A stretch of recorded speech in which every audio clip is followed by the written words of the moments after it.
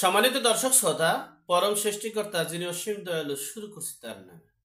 আজকের বিষয়, মাহফুজ আলম প্রধান উপদেষ্টার স্বপ্ন দেখছেন এবং প্রধান উপদেষ্টা হবেন, সে বিষয়েই সংক্ষেপে আলোচনা করছি।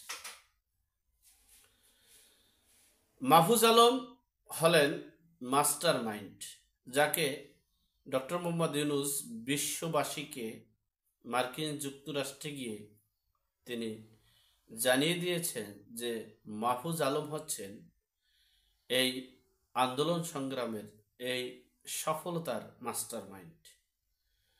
সেই মাস্টার মাইন্ড হওয়ার কারণে দীর্ঘদিন, গত 15 বছরের ফসল এটা একদিনে হয়নি, সেই একদিনে করতেও পারে নাই। আর এটার যা কিছুর আছে সব কিছুর প্রধান হচ্ছেন মাহফুজ আলম ওরফে আব্দুল্লাহ মাহফুজ। সেই সুবাদে তাকে বিশেষ সহকারীর চেয়ারটা রেখেছেন, কিন্তু এই মাস্টার মাইন্ড প্লাস তাকে যে ফোকাস দেওয়া হয়েছে, এরপরে তাকে বোঝানো হয়েছে, তাকে মানে প্রস্তুতি সকল বিষয়ে তাকে বোঝানো হয়েছে যে দেখেন, আপনার অনুপস্থিতিতে অথবা আপনি অসুস্থ, বয়স্ক, আপনার অনেক কার্যক্রম আছে যেগুলো আমার বা একজন ব্যক্তির করা উচিত। তো সেক্ষেত্রে আমাকে বিশেষ সহকারী দিলে আমি তো পদ পজিশন, আমার একটা গাড়ি নেই, আমার একটা স্পেশাল একটা সরকারি একটা বসার চেয়ার নেই, আমার একটা দপ্তর নেই, বিদেই কেমন হয়। আবার আপনি যখন থাকবেন না তখন আপনার দায়িত্বটাও তো পালন করার জন্য একটা দরকার হয়, যেমন স্পিকার, ডেপুটি স্পিকার, স্পিকারের অনুপস্থিতিতে ডেপুটি স্পিকার থাকে, এরকমের যেমন মন্ত্রী, প্রতিমন্ত্রী, মন্ত্রীদের অনুপস্থিত প্রতিমন্ত্রীর কাজ করে। তাহলে আপনিও আপনার একজন মানে অতিরিক্ত সহকারী প্রধান উপদেষ্টা দরকার। সেই হিসেবেই এই মাহফুজ আলমকে সহকারী প্রধান উপদেষ্টা হিসেবে নিয়োগ দিয়েছেন। যখনই তাকে উপদেষ্টা হিসেবে শপথ পড়াইছেন, অনেকে মনে করছে একটা মন্ত্রণালয় দিবে বা একটা দায়িত্ব দিবে বা তাকে পদ থেকে সরানো হয়েছে। নো, বিষয়টা হচ্ছে, এক নম্বরে হচ্ছে এই ডক্টর মোহাম্মদ ইউনূসের কোনো ওরস অর্থাৎ নিজের কোনো ছেলে নেই, উত্তরাধিকার নেই, এটা একটা বিষয়। আর একটা বিষয় হচ্ছে ডক্টর মোহাম্মদ ইউনূস বয়স্ক, তাকে তার অনুপস্থিতি একজনের দরকার।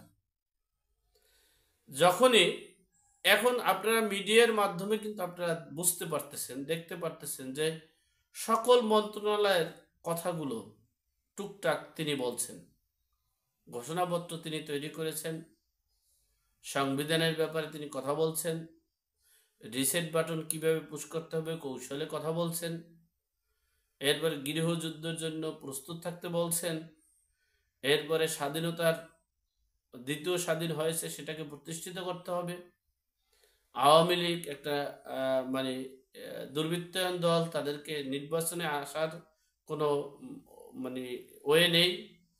বিভিন্ন পদক্ষেপে তিনি কথা বলছেন, তার কিন্তু কোনো দপ্তর নেই। এটা কথা মনে রাখবেন, যার কোনো দপ্তর নেই তার কিন্তু সকল দপ্তর। তাহলে বোঝা গেল পরোক্ষভাবে প্রধান উপদেষ্টা, সহকারী প্রধান উপদেষ্টা মাহফুজ আলম। এমনকি তারা একটা প্ল্যান করেছে, সে প্ল্যানটা আমি বিশ্বস্ত সূত্রে জানতে পারছি, সেটা কতদূর সফল হবে সেটা ভিন্ন বিষয়। প্ল্যান, পরিকল্পনা মানুষের থাকে, চিন্তা চেতনা মানুষের থাকে, কিন্তু সেই চিন্তা চেতনা প্ল্যান কতটুকু সফল করা যায় সেটা হলো ভিন্ন বিষয়। তারা প্ল্যান করেছে এই পরিবেশের যদি তারা সকল কিছু করতে পারে, এরপরে দেখে যদি পরিবেশ খারাপ হয়, যদি প্রধান উপদেষ্টা মানে রাষ্ট্রপতিকে পদত্যাগ করাতে পারে, অথবা রাষ্ট্রপতির কিন্তু একটা মেয়াদ আছে, মেয়াদের পর কিন্তু তিনি রাষ্ট্রপতি থাকছেন না, সুতরাং সেই মেয়াদ শেষ হয়ে গেলে একটা বিষয়, আর একটা বিষয় হচ্ছে যদি তাকে পদত্যাগ করাতে বাধ্য করতে পারে, তাহলে রাষ্ট্রপতি হিসেবে থাকবেন ডক্টর মোহাম্মদ ইউনূস, প্রধান উপদেষ্টা হিসেবে থাকবেন মাহফুজ আলম। এই হলো একটা প্ল্যান, একটা শখ।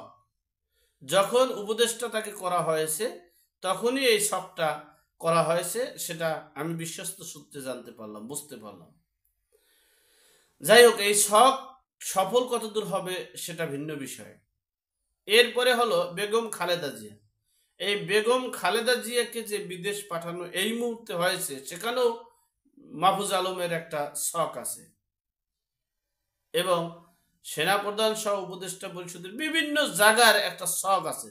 সেই শখকে ফলো করে এই জিয়াউর রহমানের সহধর্মিণী অর্থাৎ সাবেক দুইবারের প্রধানমন্ত্রী তাকে দেশ ত্যাগ করছেন, এবং এখন আওয়ামী লীগের যেমন নেতৃত্ব শূন্য, ঠিক বিএনপিরও নেতৃত্ব শূন্য। যদিও আওয়ামী লীগ গর্তে, কিন্তু বিএনপি গর্তে না থাকলেও নেতৃত্ব শূন্যর বাংলাদেশ বলতে পারেন। ভারপ্রাপ্ত তারেক রহমান আছেন। শোনেন, দেশে বসিয়া রাজনীতি করা, দেশের জনগণের পাশে থাকা আর দূরে বসিয়া করা এক জিনিস নয়। মানুষের পালস বোঝা, মানুষের কাছে গিয়ে বোঝা সহজ হয় না। আর আপনি দূরে বসে বলবেন, বুঝবেন আর সফল হবেন, এত সহজ নয়। Easy to say but difficult to do. যাই হোক, আল্লাহ আমাদের সকলকে সঠিক জ্ঞান দান করার তৌফিক দান করুক। আমিন। আসসালামু আলাইকুম।